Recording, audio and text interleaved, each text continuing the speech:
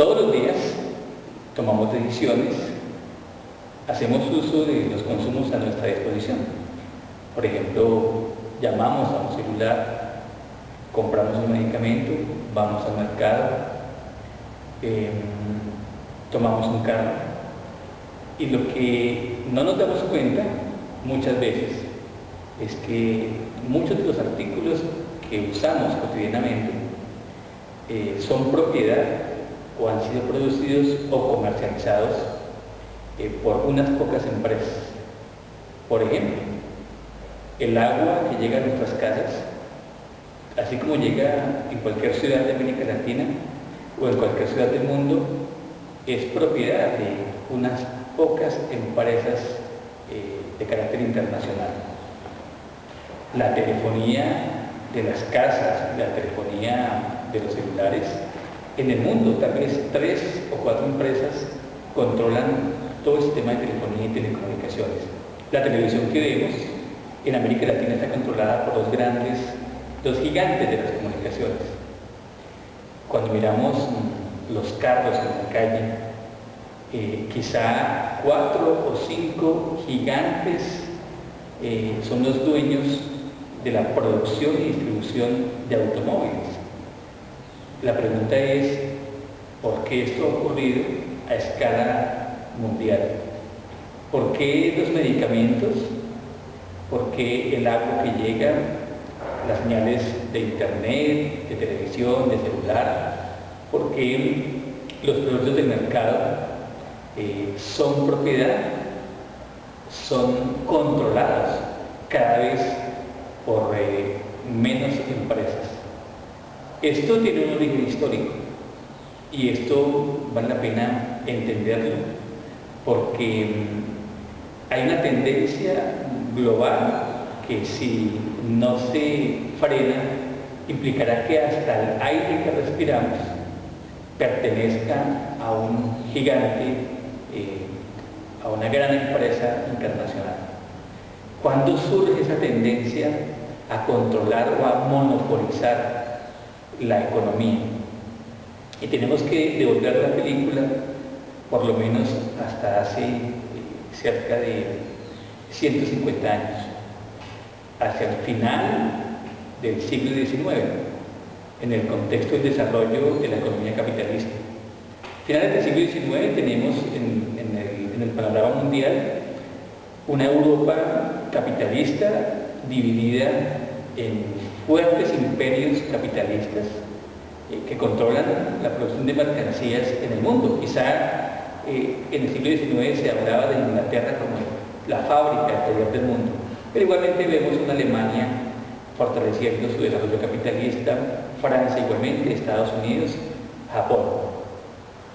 Al interior de esos países se vivía una tendencia de desarrollo de los mercados, de competencia entre empresarios por sobrevivir, por acceder a los mercados, a las materias primas, que gradualmente en esa competencia interna en cada país, unos empresarios van perdiendo si se puede decir, la loca carrera por la competencia, y esos perdedores van siendo absorbidos por los ganadores.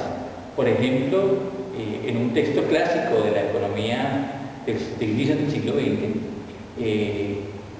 Vladimir Lenin da cuenta de cómo el descubrimiento del petróleo en el mundo moderno industrial posibilitó que surgieran en Estados Unidos e Inglaterra, unas empresas que vieron muy rentable e importante controlar esa nueva fuerza productiva llamada el petróleo, porque de él dependía, entre otras cosas, la posibilidad de mover las máquinas y más adelante de mover el transporte, algo tremendamente importante para el capitalismo. Surge en Inglaterra un gran monopolio que todavía está vigente, la British Petroleum. Y la British Petroleum surge en Inglaterra, pero poco a poco va acaparando y controlando los grandes yacimientos de petróleo, tanto en Europa, en Inglaterra, como en el Medio Oriente, en Asia y en América Latina. Simultáneamente en Estados Unidos, empresas, por ejemplo, como la Tropical Oil Company, que van a dar origen posteriormente a la Texas Company, a la Texaco, como la conocemos, con origen estadounidense. Igualmente va a controlar el petróleo norteamericano, pero va a ser lo mismo en América Latina. Por ejemplo, aquí en Colombia tenemos el caso del control que estas empresas ejercieron en lo que hoy conocemos como Barranca Bermeja. Estas empresas inicialmente van a acceder al control de recursos y van a acaparar el acceso a yacimientos importantes en varias regiones del mundo.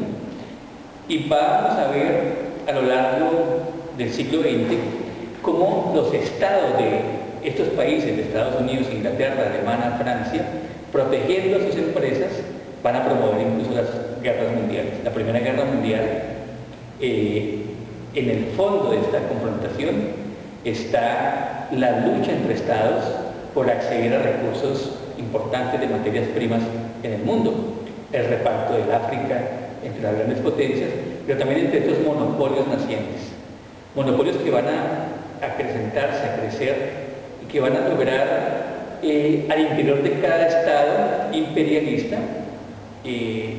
tener el respaldo de sus gobiernos para empresas colonialistas o neocolonialistas en el tercer mundo. Las guerras mundiales y las invasiones a países del tercer mundo fueron el resultado de la expansión de los monopolios. Cada monopolio tenía durante el siglo XX un país, se le puede llamar así, un país matriz, al cual obedecía. Y los principales monopolios estuvieron en Europa, en Estados Unidos y en Japón. Pero esta tendencia empieza a cambiar a mitad del siglo XX. Grandes monopolios, por ejemplo, en el campo de la empresa automotriz, van a fusionarse entre los años 50, 60 del siglo XX hasta hoy.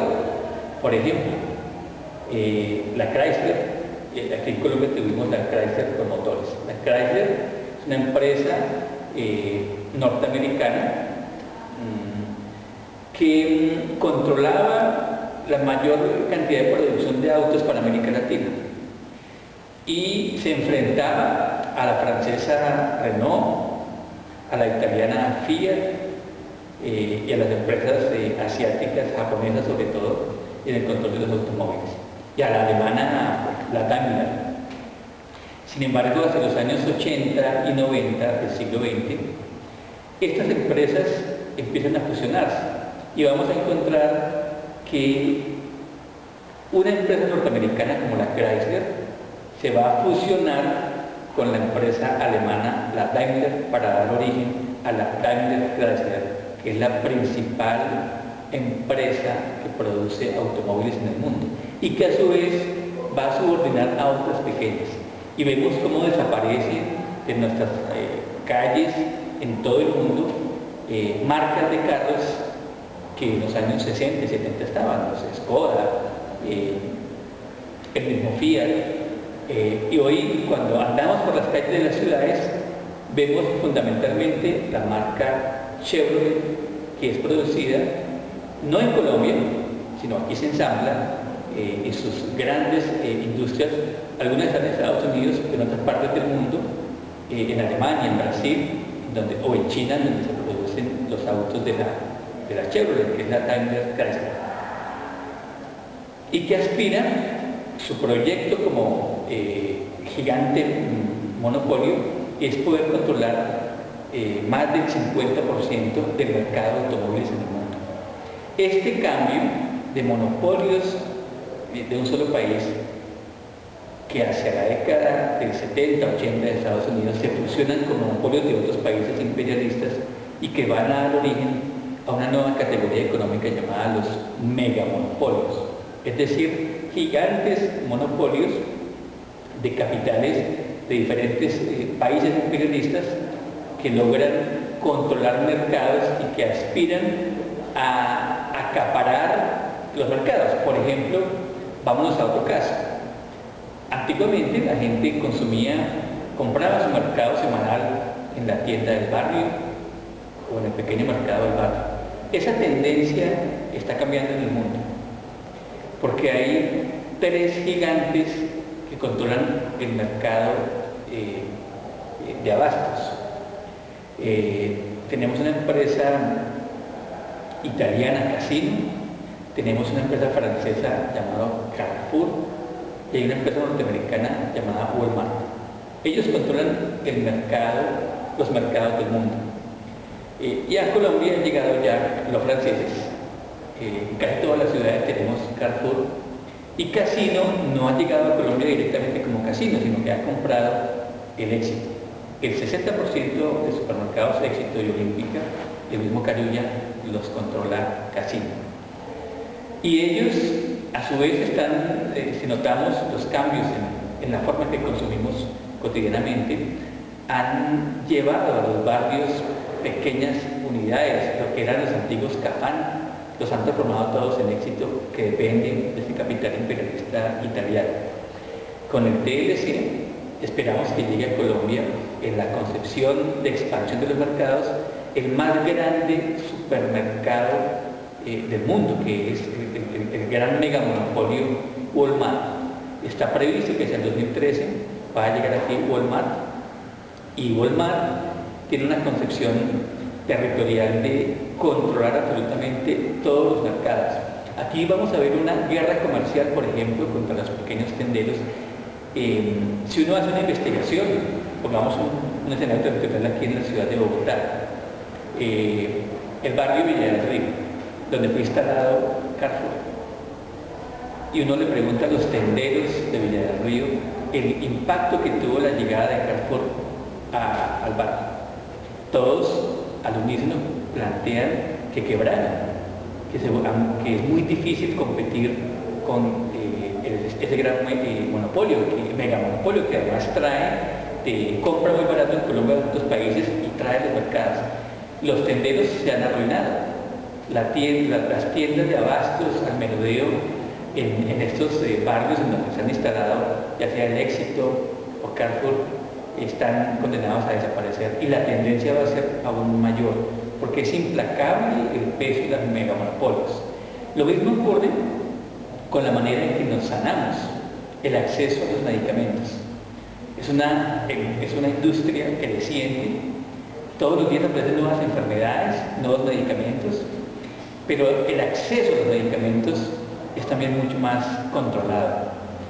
La Bayer alemana, la Pfizer alemana y las grandes farmacéuticas norteamericanas buscan cotidianamente acaparar los mercados farmacéuticos y de las nuevas enfermedades. E incluso se sostiene que se producen enfermedades para permitir el acceso a mercados. Esto ha generado que en el campo de las farmacéuticas tal vez 4 grandes megamonopolios nos surten cotidianamente de lo que supuestamente necesitamos. Y habría que simplemente hacer un ejercicio de coger los nombres, no de las medicinas, sino de las empresas que producen las medicinas. Hay una guerra en Colombia comercial contra lo que se llaman los genéricos. Colombia tiene una fuerte industria de genéricos, de industria nacional. Esa industria va a ser arrasada por los grandes megamonopolios de la medicina, del acceso a medicamentos. De tal suerte que en unos años, al controlar el acceso a aspirina, el acceso a medicamentos para el dolor, para las enfermedades básicas, para los sueros, para las gripas, si vemos y miramos con detalle quiénes son estas grandes megamonopolios que nos surten, pero además nos colocan los precios, las fórmulas, y que tienen negocios con las empresas promotoras de salud, con el Ministerio de Educación y con grandes intereses internacionales. Hay una pugna entre los megamonopolios norteamericanos de la salud versus los europeos. Este asunto implica a la gente porque de mantenerse la tendencia quería decir que en tal vez unos 20, 30 años, quizá un solo megamonopolio sea el que defina cuál es el tipo de medicamento que la gente requiere. Y esto obviamente pone en peligro la vida de la gente. Esa tendencia de los megamonopolios creciente tiene en peligro también a los países de América Latina. Hoy, por ejemplo, hay una nueva fiebre del oro, porque el oro ya no es solamente un asunto suntuario. Hoy el oro es una producción fundamental para la carrera armamentista, para las nuevas industrias tecnológicas, para la carrera espacial. El oro tiene unas propiedades de su maleabilidad en su superconductor y es usado en la industria, por ejemplo, en la producción de fibras, de todos los aparatos tecnológicos. Esto hace que haya una carrera por controlar depósitos de oro en todo el mundo. Y una de las regiones más ricas en oro es América Latina y entre ellas Colombia. En ese sentido, grandes empresas de oro, por ejemplo la sudafricana Anglo Gold Ashanti, o las versiones norteamericanas que tenemos aquí, la Colombian Mining en Marmato, y las empresas europeas que controlan el oro, están planteando que debe ser entregado a ellos, a estas grandes empresas, cerca de 20 millones de hectáreas, algo así como el tamaño de la superficie del Ecuador, que Colombia tiene que entregar a los grandes megamonopolios del oro. Y eso va a tener implicaciones porque eso exige que la gente que vive en los territorios donde hay oro sea sacada de las ciudades, pero que además los territorios bajo el modelo de gran megaminería sean socavados, depradados, se acaben las fuentes de agua, se contaminen con el uranio que se produce en la gran industria y sea destruida la corteza vegetal. En años, 10, 20 años, los megamonopolios van a convertir nuestros bosques tropicales, nuestras zonas de biodiversidad en desiertos. Pero no importa, en la concepción de los megamonopolios y de los gobiernos que le sirven a los megamonopolios. No importa. La apuesta de los gobiernos de América Latina y particularmente colombianos es que Colombia sea un país minero exportador, que va a llegar muchos recursos, mucha inversión internacional. Lo que estamos viviendo en este momento en el mundo, en África, en América Latina, en Asia, es una lucha de esos grandes megamonopolios que son capitales que provienen de diferentes países, pero que normalmente son protegidos por estados concretos. Estados Unidos defiende sus megamonopolios y de hecho Estados Unidos concentra la mayor cantidad de megamonopolios. En el mundo se dice, lo vemos en los reportes, cuáles son las 500 empresas más grandes del mundo. Esas 500 empresas en un 60% están en Estados Unidos, el resto en Europa, algunas en Corea, otras pocas en China y en Japón.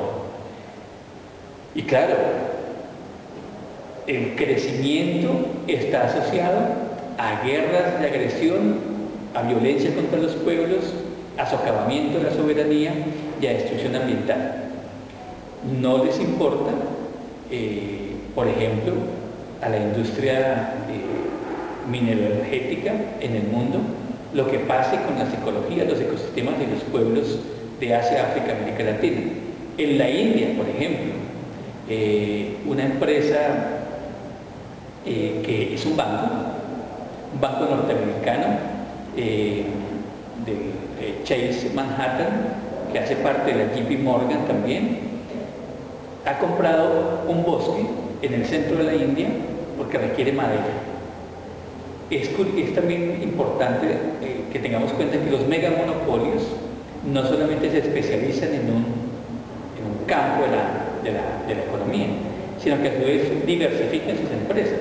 Y tenemos el caso de la JP Morgan, que es un banco, es capital financiero, que especula con el dinero que producen sus empresas, pero que a su vez controla economías importantes o regulares de la economía.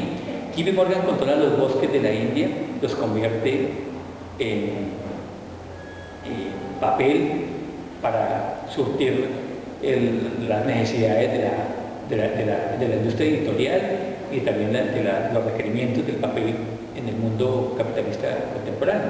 Pero a su vez en Colombia JP Morgan ha comprado el 70% del Orinoco para producir caucho, con el cual surtir la industria de la producción de llantas a nivel mundial. Esta venta de los recursos de las tierras y esa diversidad de actividades que hacen los megamonopolios y su tendencia a controlar absolutamente todo y a subordinar todavía más a los estados, es un escenario de confrontación de las próximas décadas. Al momento en que el gobierno colombiano define que nuestro modelo económico va a cambiar de ser un país agrario, cafetero, como se decía hace 30 años, y ser un país minero, pero minero de los grandes megamonopolios, sacrificando la biodiversidad y la vida de los pueblos, el escenario de confrontación va a cambiar. Y lo que pasó en el Cauca, vamos a ver la tendencia que se va a juntar con lo que hacen los campesinos del Quimbo en el Huila, de Santorbal en Santander, del río Ranchería en La Guajira, de la selva chocuana, de Nariño, del Amazonas, de la Orinoquía, y lo que ocurre también en las ciudades. Aquella gente que se siente expropiada, expoliada, marginada y condenada a ser simples usuarios, empleados o consumidores de lo que nos ofrecen los megamonopolios, está empezando a reaccionar. Y esa tendencia es fundamental y va a marcar el escenario de las transformaciones. Hoy nuestro país va a enfrentar dos modelos: el modelo de ser un país exportador de megaminería versus un país pensado por la gente, un nuevo país soberano, en dignidad, en armonía con sus territorios y garante de derechos para los pueblos. Ese es el escenario de la confrontación en los próximos años. Y ante eso, nadie en Colombia puede permanecer indiferente. Aquellos que consideran que la vía para ellos es apostarle a posicionarse y ser ganadores y triunfadores en el modelo de país minero de los grandes megamonopolios, enfrentados a quienes consideramos que es posible un país diverso, pluriétnico, democrático, soberano, que garantice la dignidad a cada una de las personas que componemos la sociedad colombiana.